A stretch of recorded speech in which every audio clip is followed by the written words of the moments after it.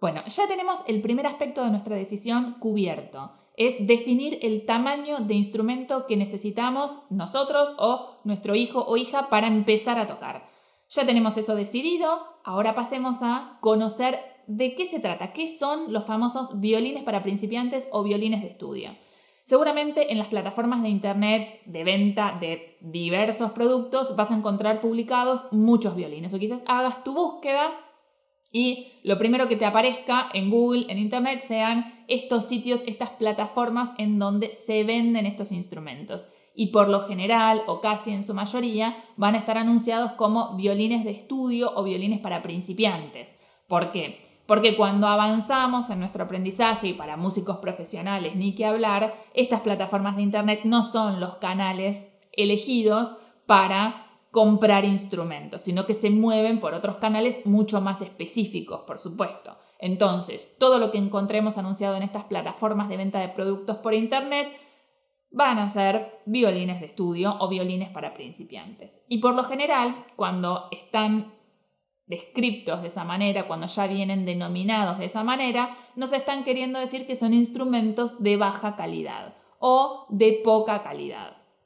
Entonces, ¿todos estos instrumentos son malos y son inadecuados para empezar a tocar? No, algunos instrumentos que tienen una calidad inferior son adecuados para un principiante, son adecuados para empezar a tocar. Simplemente tienen que cumplir unas pautas básicas, ¿sí? Que son esas pautas que nos van a simplificar la vida, que nos van a simplificar un poquito el proceso de aprendizaje. Entonces, para poder hablarte de las características de los violines para principiantes o violines de estudio, te tengo que hacer un paneo básico. No voy a ser muy detallada ni muy profunda en este punto, pero sí un paneo básico sobre la estructura del violín para que conozcas de qué estamos hablando.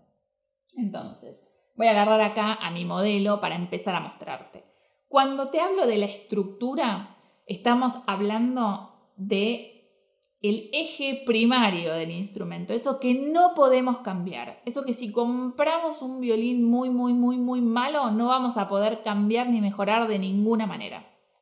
Y se trata de la caja de resonancia, ¿sí? Compuesta por fondo, tapa, aros y el mástil o mango, ¿sí? Ese sería como el eje central. Todo lo demás es reemplazable, ¿sí? ¿A qué me refiero con reemplazable? Las clavijas se pueden reemplazar, las cuerdas ni que hablar se pueden reemplazar, el puente se puede reemplazar, esta pieza de aquí que se llama cordal se puede reemplazar y esta pieza también se puede reemplazar, se llama mentonera o en algunos países la conocen como barbada. Todo eso se quita, se pone, se reemplaza y hay, por supuesto, en el mercado variedad. Iba a decir infinita, no infinita, pero hay una amplia variedad de modelos y de calidades diferentes para elegir. Así que no son partes centrales del instrumento. Se pueden reemplazar y de hecho se pueden reemplazar con facilidad. En cambio, la estructura, la caja, las maderas con las que está construido el instrumento, por ejemplo, esta pieza de madera negra que se llama diapasón o tastiera, si bien se puede reemplazar, ya no es un proceso tan sencillo porque implica descolarla, despegarla, entonces lo tiene que hacer un profesional. Bueno, la voluta, ¿sí? La voluta lo llamamos al caracol, al rulo que se encuentra en la parte superior del clavijero. El clavijero es toda esta caja donde se van a insertar las clavijas y la voluta hacemos referencia simplemente a este rulo decorativo que te muestro ahora de costado. Todo este eje central y la caja del instrumento no la podemos cambiar. Entonces, en los violines llamados para principiantes o de estudio, lo que suele suceder son dos cosas. Primero, que los accesorios son de mala calidad. Y cuando digo accesorios me estoy refiriendo justamente a clavijas, puente, las cuerdas ni que hablar, el cordal también es de muy mala calidad, la mentonera, etc. Ahora, como dijimos, esas son partes fácilmente reemplazables, así que no sería lo que más me preocupe que esos accesorios sean malos. Pero ¿qué suele pasar? Que en los violines para principiantes o de estudios muy básicos, porque los hay de distintos niveles también, lo que es de mala calidad es la construcción primaria, ¿sí? La estructura central del instrumento, que es la caja y el mástil. Entonces, ¿qué suele pasar? Lo más común para la caja del instrumento, digamos para la estructura, es que primero no esté construido con las maderas tradicionales con que debería estar construido. Y estas son: para la tapa se usa pino abeto. Para el fondo se usa arce. Para el fondo, para los aros, para el mástil y la voluta, ¿sí? Para todo ese conjunto se usa arce. Arce, en el mejor de los casos, flameado, pero si no, arce o maple es la madera correcta. Históricamente o tradicionalmente para los accesorios se usaba ébano. Ahora es menos habitual encontrar ébano para las clavijas, para todas las partes que vemos negro. En este caso, en este modelo, se usaba ébano. Bueno, el ébano es una madera protegida. En muchos casos no vamos a encontrar accesorios de ébano, pero sí deberían ser de maderas de una igual dureza, ¿sí? Como se conoce, el ébano es una madera muy, muy dura, y para estas piezas en particular necesitamos que la madera sea de una dureza similar, ¿sí? O igual dureza, es decir, que nos ofrezcan las mismas prestaciones. No está mal que no sean ébano los accesorios, pero sí necesitamos que no sea cualquier madera. Por ejemplo, cosas que he visto: clavijas que no son de una madera dura.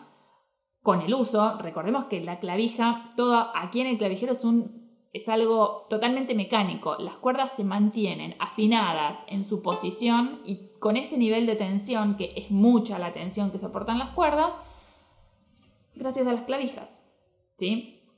Madera contra madera se ajusta, y eso es lo que sostiene todo. Si ese mecanismo no funciona bien y si la madera de la clavija no es lo suficientemente dura, con el uso, con la tensión y con el movimiento que nosotros vamos haciendo cuando afinamos con las clavijas, se van resquebrajando, ¿sí? Se van partiendo, se les hacen grietas y se van abriendo de a poco.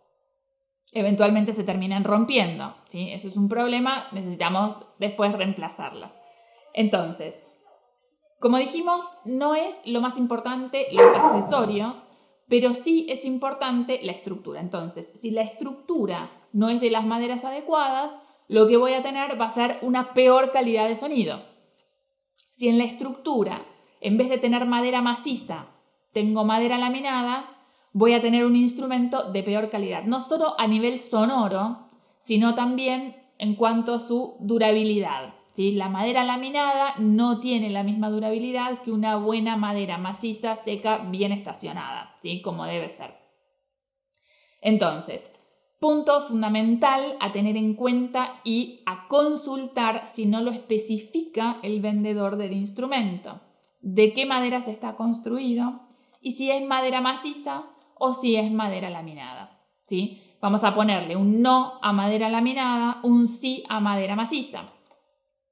Después vamos a tener otros factores, como por ejemplo el espesor de las maderas. Y cuando yo hablo de madera maciza, no es que esto todo completo sea macizo, sino que la tapa sea maciza y el fondo sea macizo, adentro por supuesto es hueco. Ahora, el espesor, por ejemplo, de la tapa y del fondo, ¿influyen en el sonido? ¿Influyen en la calidad, en la proyección? Sí, por supuesto que influyen, pero no va a ser tan determinante, ¿sí? A la hora de elegir. ¿Qué quiere decir? Que si yo estoy buscando un violín para principiantes, un violín de estudio, es muy probable que me encuentre con un violín que tienda a tener la tapa y el fondo un poco más gruesos de lo que debería ser tradicionalmente.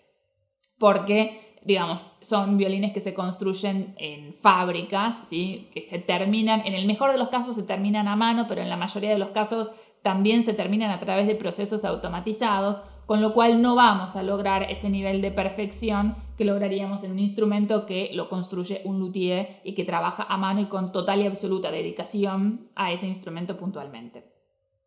Entonces, hablamos de la estructura del instrumento, que es lo más importante, lo que no vamos a poder cambiar. Bueno, te resumo, ahí está, y repaso para que te quede bien claro. Madera laminada no está bueno. Madera maciza, sí. Pregunta qué maderas tiene, de qué maderas está construido. Debería ser pino abeto y arce. Pino abeto para la tapa, la parte frontal, y arce para fondo, aros, mástil y voluta, ¿sí? Eso primero, primerísimo y principal. Segundo, cuando miramos la estructura del instrumento, sí, te lo pongo así de frente porque es algo que lo podés reconocer a simple vista, es algo importantísimo, pero que está bueno mirar y detenerse a observar, y por eso está bueno comprar en persona y ver el instrumento en persona. El eje del instrumento tiene que estar centrado, es decir, mástil, diapasón, puente, cordal deben estar en el centro del instrumento y completamente centrados en el eje, una pieza sobre la otra. Si el puente estuviese corrido no sería lo más grave, porque el puente es una pieza que no va fija, que no va pegada, con lo cual a veces las cuerdas pierden tensión y el puente se mueve. Eso se puede corregir, la posición del puente.